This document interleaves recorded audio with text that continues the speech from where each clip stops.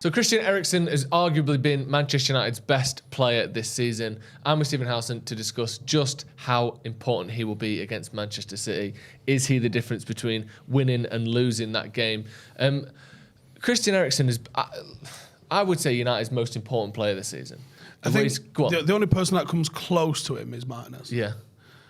It's them two, and I think you can probably toss a coin between them. And the City game, it might end up being Martinez because he's going to have a handful dealing with Haaland. But it could be Eriksen as well, because I think you always need a playmaker to be able to find those runners. You're going to have to play with runners. And I hope Marcus not going on international duty means he's going to play, because Marcus at the Etihad is almost 1-0 United. Yeah. But you got to get him the ball. And when we failed in the past is when either Pogba's not played or we haven't had someone that could get him the ball. Mm-hmm. Now, Christian Eriksen, I know, can get him the ball. But I think there's a huge decision to be made here. Is it Eriksen or Bruno, or Eriksen and Bruno? Yeah. That's ballsy. I could see him going with a false 9 a little bit like Rangnick tried to with Bruno, and then he can play Eriksen as a 10. Or does he maybe sacrifice one of Eriksen or Bruno to bring Casemiro in? Because I'd love to see Casemiro in that game as well, despite his poor form. The thing that I don't quite understand is, or the thing that I think is surprising to me, is last season it felt so clear we needed a defensive midfielder. We're conceding too many chances. It's because of McTominay and Fred's lack of positional discipline, lack of positional awareness. Someone who can win the ball back and pass it short. They can't play with the ball out. They can't play with their, facing their own goal. All those things. Christian Eriksen comes in and plays false 9. He plays a 10. He plays as an 8. He's played as a 6. And yet, somehow, I know it's not just him, but the midfield looks better defensively now than when it's Fred and McTominay. How is it that we look better defensively with a much more attacking player in there? There's two reasons. One, Christian Eriksen has been sensational, and one of the things that people always go on about how United were with Anderson and Cleverley in midfield, but they had the talent, Rooney and Giggs and Rio and Vidic and Everton all around them. So having Christian Eriksen has simplified McTominay's game. When you've got Bruno playing as high as he was, and you have McTominay and Fred, you're asking those two players to progress the ball into the final third. Neither of them were excellent at it. McTominay seems to me to always want to play the safe ball. And Fred sometimes, when he was receiving it in our third, was particularly dangerous and not very press resistant, and would often lose the ball in those sorts of areas. From a defensive standpoint, both of them had borderline elite numbers from recoveries, blocks, presses. They just weren't good enough in possession. Eriksen's come in and he makes himself available. Fred used to hide behind players, whether that was De Gea passing it, Maguire passing it, Lindelof passing it, or McTominay passing it. He was never available for a short 5-yard pass. Eriksen makes himself available to the defence. Yeah. And the defence has levelled up as well now. It is now more Varane than Lindelof, and it is now Martinez over Maguire. So you've got two better ball-playing defenders, both of whom are more than comfortable stepping in. So that can create a little bit of an overload in midfield. You've got Eriksen, who hunts to find space to find the ball.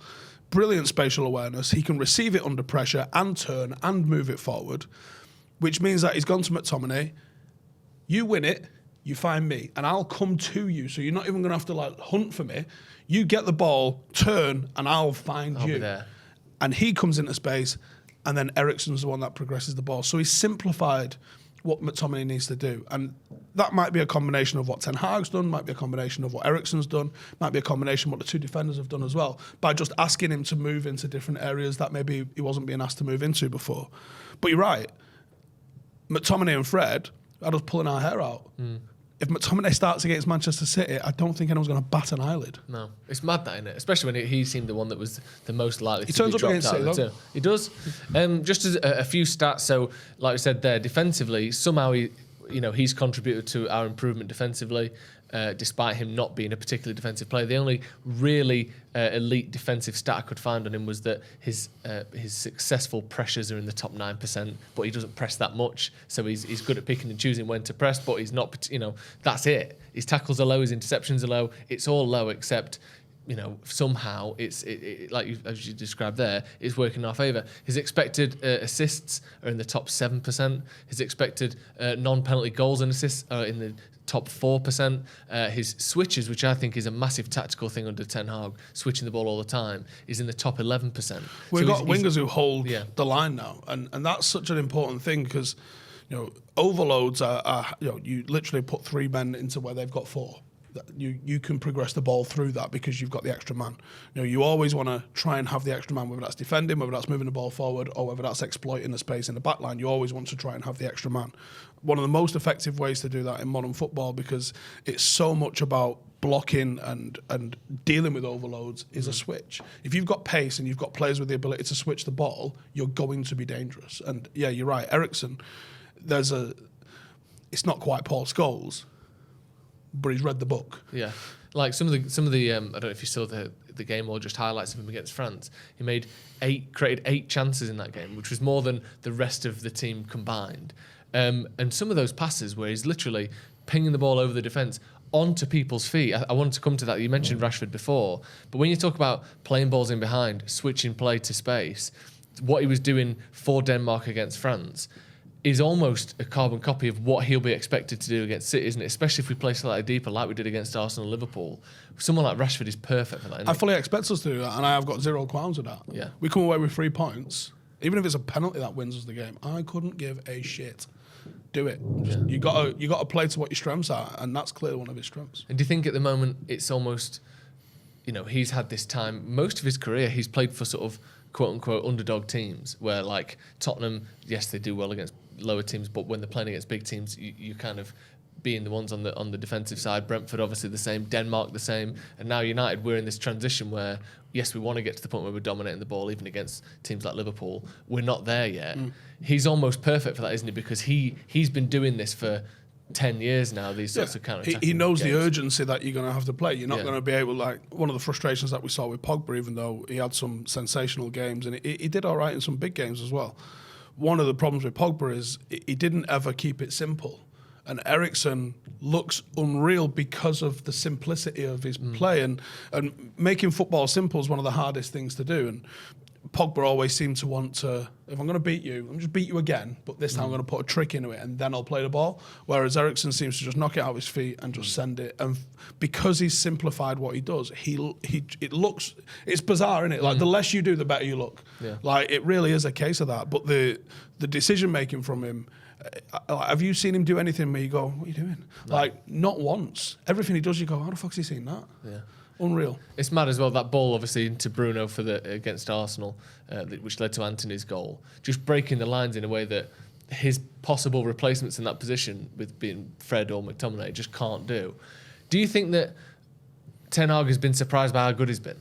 Because he's almost doing the job that... Did he train with them? De Jong into when he was coming back from fitness, didn't he go over to Ajax and train with them? I think he did, yeah.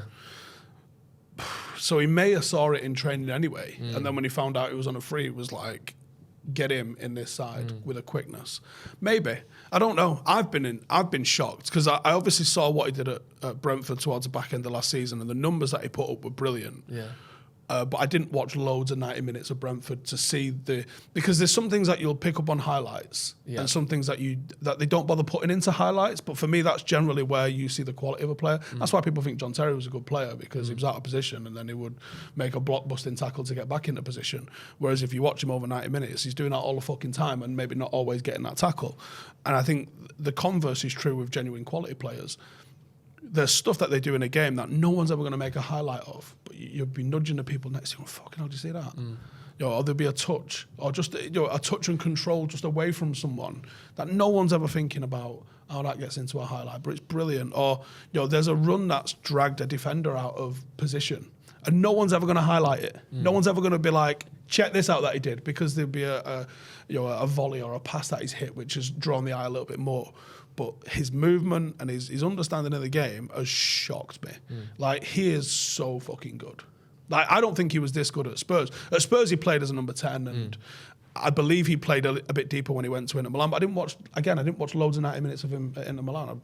Maybe one a month at best, maybe. Yeah. Or watch him in Europe occasionally.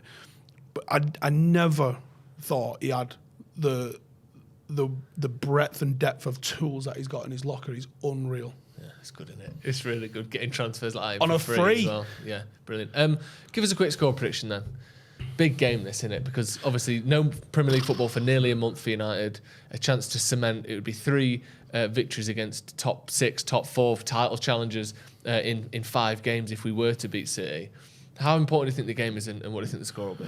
I think we'll struggle with a clean sheet. Yeah. I think that big freak that they've got is probably going to get on the score sheet because he's good. But I expect Martinez to have a good game. I think Martinez is like trying to go to sleep now just to make it be Saturday night so he can go to sleep and wake up and fucking smash. He's got an Haaland. advent calendar for this game. Yeah.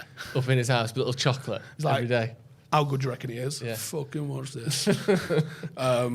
I can't wait to see them two go at it. And I can't wait to see some pundits eat their fucking words about the height of him. There's 9-inch difference in it between the two of them. It's a bit scary though, isn't it? Like John Jones, Daniel Cormier. I'm not bothered. I actually think that Martinez is fucking bout it. So I can't wait to see it. I think it'd be 1-0, 2-1.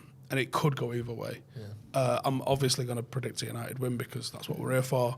I hope Marcus is fully healed. I think if you see Marcus in the team and it's Varane and Martinez at centre half, I give us half a chance. More than half a chance. Nice one. Right, thank you very much. If you haven't subscribed already, make sure you do and hit the notification bell as well so you see when we go live as soon as we go live. Also, we're here for the watch along on Sunday with a few new additions to the show as well, so make sure you come and check that out with me and Jay Marty with some other special guests as well. Thank you, Steve, for coming on. Thank you for watching at home. We'll see you in a bit.